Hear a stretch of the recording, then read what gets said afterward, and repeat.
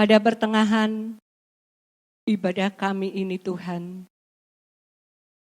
setelah kami memuji dan mempermuliakan nama-Mu, sungguh hati kami limpah dengan ucapan syukur, karena Tuhan berkenan hadir melawat kami keluarga demi keluarga. Dan saat ini kami siap untuk mendengarkan firman-Mu Bapa. Berfirmanlah melalui hamba-Mu ini, urapi dan pakai menurut kehendak-Mu saja, agar firman yang disampaikan adalah firman yang diurapi oleh Tuhan, sehingga firman itu menjadi berita sukacita, menjadi kekuatan bagi kami jemaat-Mu yang mendengarkannya Tuhan. Terima kasih Tuhan, terima kasih Roh Kudus. Kami siap untuk mendengarkan firman Tuhan. Yang diberkati katakan, amin. Bapak, Ibu, dan saudara yang kekasih, selamat pagi. Apa kabarnya? Doa kami, Bapak, Ibu, dan keluarga saat ini dalam keadaan yang dipelihara oleh Tuhan, dalam keadaan yang sehat, walaupun kita tidak saling bertemu satu dengan yang lain. Jauh di mata, dekat di hati. Namun doa itu yang menjadi penghubung bagi persaudaraan kita, bagi kekeluargaan kita. Dan semua itu boleh terjadi hanya karena kasih dan anugerah Tuhan pada kita sebagai anak-anaknya. Bapak, Ibu, dan saudaraku yang kekasih, ketika seseorang itu sakit, maka satu hal yang dibutuhkan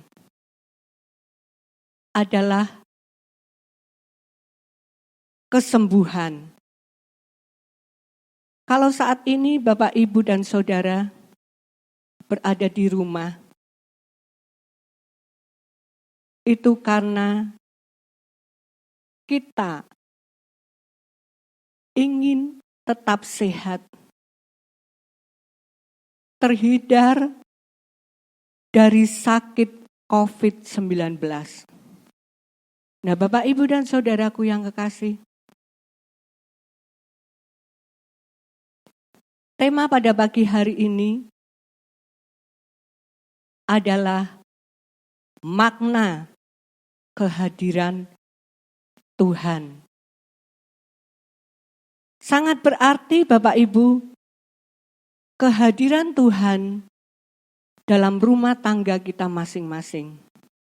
Maka itu, walaupun kita untuk beberapa waktu tidak bisa beribadah di gereja, tapi bukan berarti Bapak, Ibu tidak bisa menikmati kehadiran Tuhan. Karena ketika kita berkumpul, ketika kita mengadakan mezbah keluarga bersama, maka 2 atau 3 orang berkumpul dalam namaku, maka aku ada di tengah-tengah mereka. Sangat berarti sekali kehadiran Tuhan dalam keluarga kita, karena itu akan sangat berdampak. Nah, Bapak, Ibu, kita akan mendasari firman Tuhan pada pagi hari ini di dalam Yohanes 5 ayat yang ke-6. Demikianlah firman Tuhan. Ketika Yesus melihat orang itu berbaring di situ, dan karena ia tahu bahwa ia telah lama dalam keadaan itu, berkatalah ia kepadanya, "Maukah engkau sembuh?" Bapak Ibu, alangkah bahagianya ketika kita mengalami sakit penyakit dan sakit penyakit yang kita derita itu adalah penyakit yang tidak dapat disembuhkan. Itu kata dokter. Dan pada waktu ada tawaran, "Maukah engkau sembuh?" Tentu dengan tanpa ragu, tanpa berpikir lagi, kita akan spontan katakan, "Ya, aku pasti mau. Aku pengen sembuh." Apalagi Bapak Ibu, pertanyaan yang diajukan oleh Tuhan, ini pertanyaan yang ditujukan kepada seorang yang lumpuh. Di mana di dalam ayat yang kelima di situ dikatakan bahwa di situ ada seorang yang sudah 38 tahun lamanya sakit. Bagaimana Bapak Ibu dan Saudaraku yang kekasih? 38 tahun bukan waktu yang lama. Dan 38 tahun dia berharap, karena di Yerusalem ada sebuah kolam yang bernama Bethesda, yang artinya rumah kemurahan, rumah anugerah. Nah, Bapak, Ibu, dan Saudaraku yang kasih, di kolam Bethesda itu terdapat 5 serambi. Dan di setiap serambi atau bilik itu terdapat orang-orang yang sakit. Ada yang lumpuh, ada yang timpang, ada yang buta. Semua berharap kesembuhan. Karena menurut berita, kalau kolam itu berguncang airnya ketika malaikat datang dan mengguncangkannya, siapa yang lebih dulu masuk ke dalam kolam itu, maka ia akan mendapatkan kesembuhan. Betapa kecewanya orang lumpuh itu. Selama 38 tahun dia menderita, dia hanya bisa berbaring dan hanya berharap pada belas kasihan orang lain. Ketika Tuhan bertanya, "Maukah engkau sembuh?"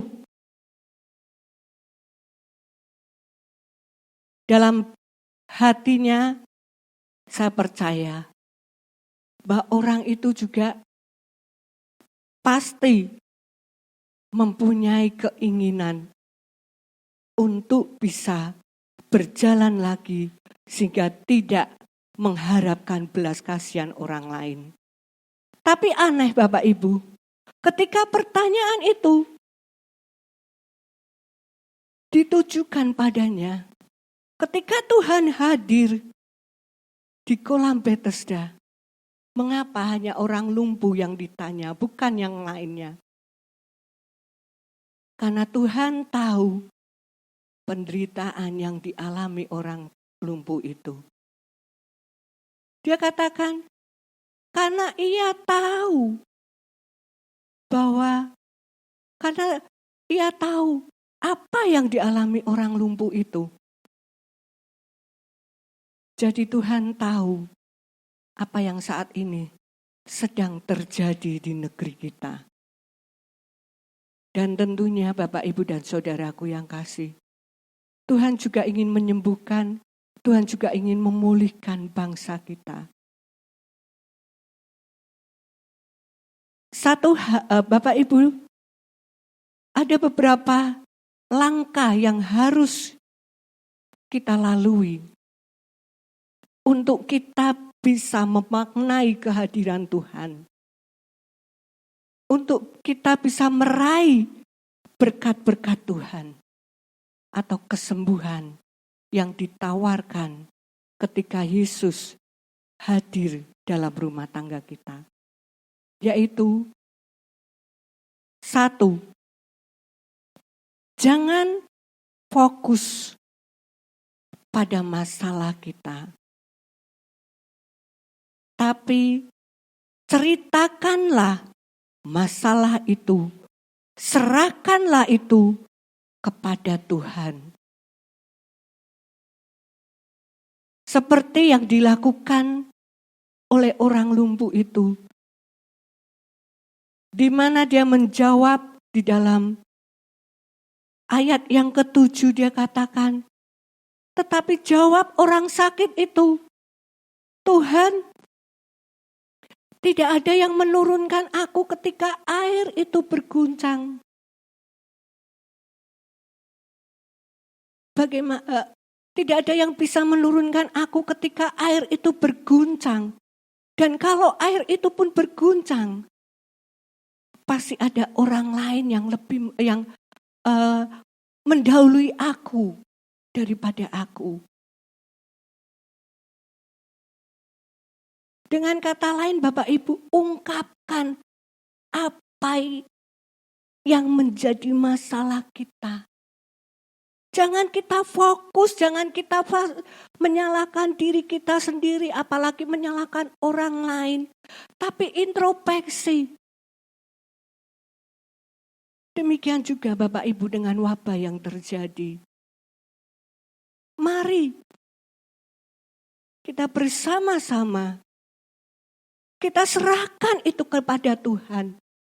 Karena kita tahu kehadiran Tuhan sangat berarti dalam kehidupan kita, khususnya dalam pemulihan bangsa kita ini. Dan yang kedua, taat dan lakukan perintah Tuhan. Ayat yang ke-8 Tuhan katakan, berjalanlah, angkatlah tilammu.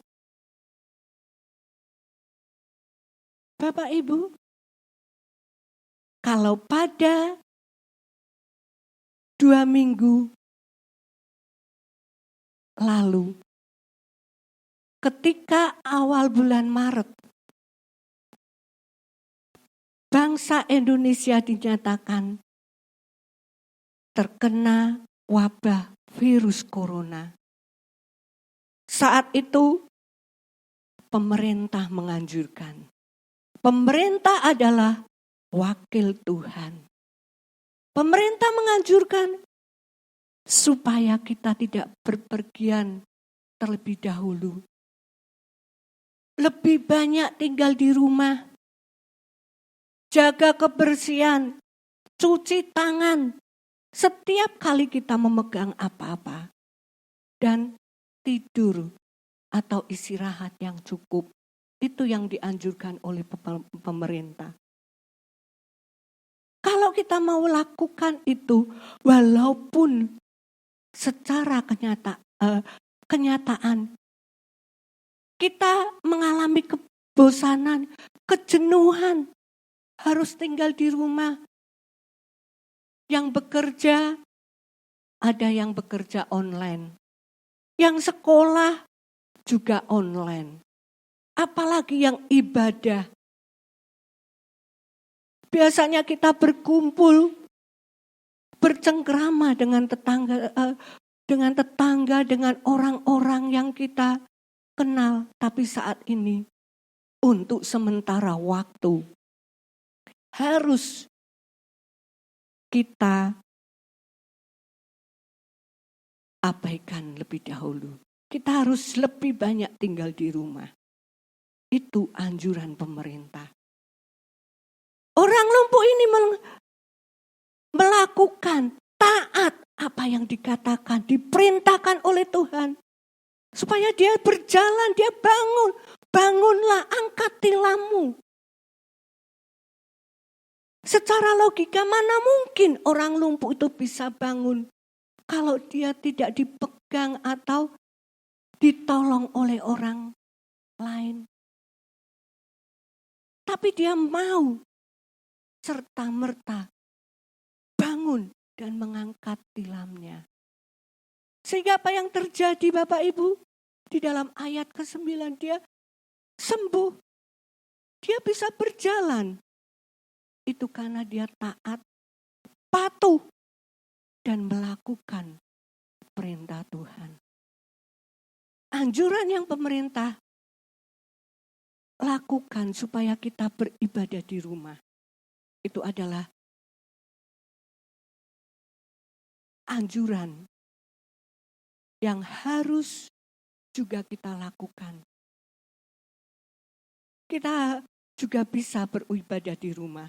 Kita bisa memuji Tuhan, membaca firman Tuhan, berdoa bersama-sama. Dengan adanya anjuran pemerintah untuk kita beribadah di rumah masing-masing. Itu adalah merupakan satu hal yang luar biasa.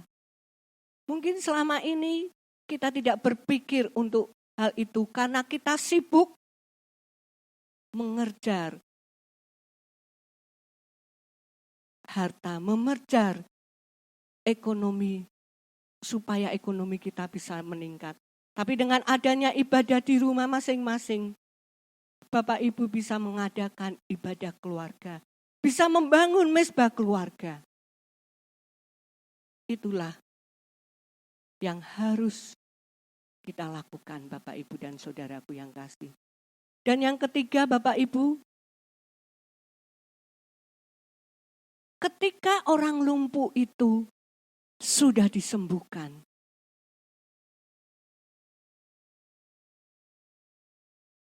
dia pergi dan di dalam ayat 14 di situ Yesus berjumpa dengan orang lumpuh itu bukan di jalan, bukan di kampung, bukan di pasar, tapi dia berjumpa dengan orang lumpuh itu di bait Allah.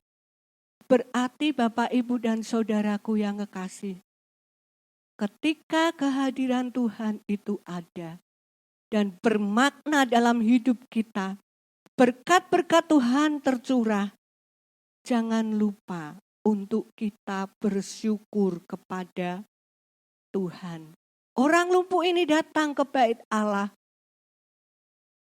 Dia ingin menunjukkan bahwa dia sudah sembuh.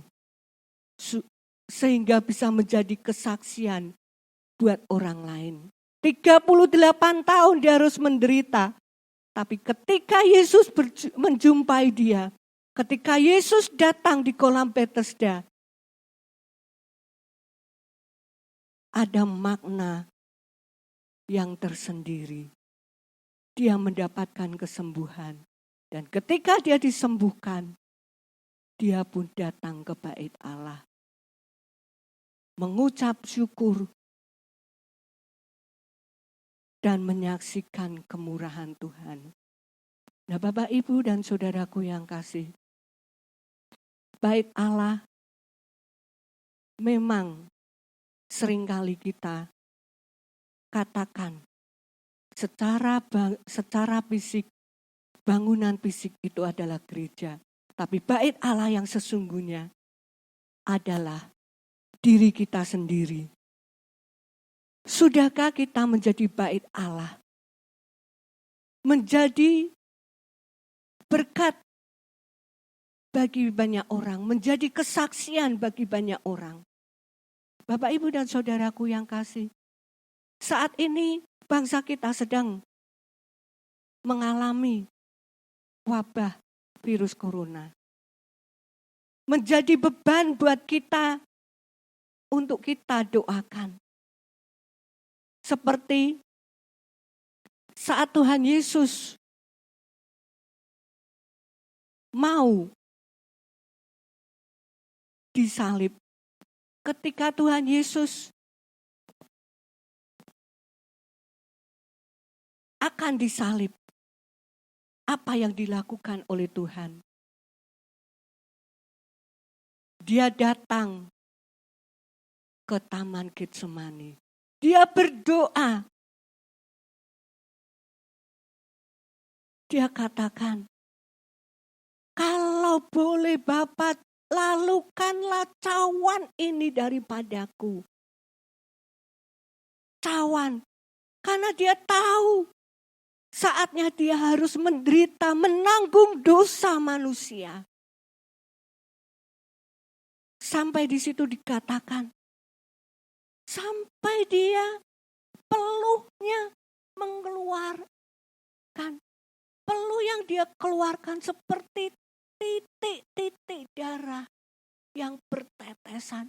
Dia sungguh-sungguh berdoa. Dia angkat itu bebannya, dia angkat. Dia serahkan itu ke dalam tangan Bapa. Walaupun akhirnya dia katakan, biar kehendakmu yang jadi Bapa. Nah, Bapak, Ibu, dan saudaraku, biarlah beban yang saat ini sedang dialami oleh bangsa kita menjadi beban kita bersama. Kita serahkan kepada Tuhan, kita doakan dengan sungguh-sungguh. Dan rasakan kehadiran Tuhan lewat keluarga demi keluarga. Lewat mesbah keluarga yang terbangun. Maka akan terjadi pemulihan. Akan terjadi mujizat. Kesembuhan akan datang buat orang-orang yang saat ini sedang terjangkit virus corona. Nah, Bapak, Ibu, dan saudaraku yang kasih. Dan yang keempat apa? Ketika Yesus berjumpa dengan orang lumpuh itu, dia katakan apa? Jangan berbuat dosa lagi, supaya tidak lebih buruk keadaanmu. Yang keempat, jangan kita melakukan atau berbuat dosa lagi, Bapak, Ibu. Firman Tuhan dalam 2 Tawarik 7 ayat 14 di situ dikatakan, dan umatku yang atas namaku disebut dan merendahkan diri dan berbalik dari jalan-jalannya yang jahat, maka aku akan memulihkan negeri ini. Nah, Bapak, Ibu, dan saudaraku, kematian Yesus yang sebentar akan kita rayakan, yang akan kita peringati, itu untuk menebus dosa-dosa kita. Saat ini mungkin kita katakan, aku sudah tidak berbuat dosa lagi. Aku sudah tidak mengalami kelumpuhan. Tuhan sudah sembuhkan. Tapi kita tidak tahu, Bapak, Ibu. Dosa-dosa apa yang sudah kita perbuat. Biarlah Tuhan sendiri yang singkapkan itu. Dan ketika Tuhan singkapkan, jangan lagi kita berbuat dosa. rendahkan hati kita di hadapan Tuhan. Karena mujizat itu masih ada. Kesembuhan terjadi kalau kita mau memaknai kehadiran Tuhan. Mari kita bersatu untuk pemulihan bangsa kita ini. Supaya bangsa kita terhindar dan segera dilalukan dari wabah corona ini. Karena badai itu pasti akan berlalu. Kita berdoa supaya Indonesia penuh dengan kemuliaan. Mari Bapak Ibu, kita satukan hati, kita mau berdoa untuk pemberitaan firman pada pagi hari ini dan juga untuk bangsa kita tercinta.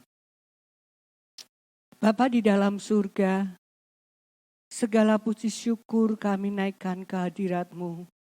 Kalau pada pagi hari ini kami sudah mendengarkan sebagian dari firman Tuhan. Mari Tuhan, berbicaralah lebih lanjut Tuhan di dalam hati kami, supaya hati kami dipenuhi dengan kemuliaan-Mu, supaya hati kami dipenuhi dengan sukacita dan damai dari Tuhan. Ketika kami menghadapi masalah demi masalah, kami boleh menyerahkan semua itu ke dalam tangan Tuhan. Karena kami tahu kehadiran Tuhan sangat bermakna dalam kehidupan kami. Kami mau satukan hati berdoa bagi bangsa kami Tuhan, supaya negeri ini dipenuhi dengan kemuliaan-Mu Tuhan. Supaya negeri ini segera terbebas dari wabah corona dan pemulihan terjadi. Sehingga kami boleh kembali lagi Tuhan beraktivitas seperti sedia kala. Ekonomi dipulihkan Tuhan. Terima kasih Bapa, terima kasih Roh Kudus. Kami mau menyerahkan doa sembahyang kami ini dan di dalam satu nama Tuhan Yesus Gembala yang baik, yang diberkati katakan, amin.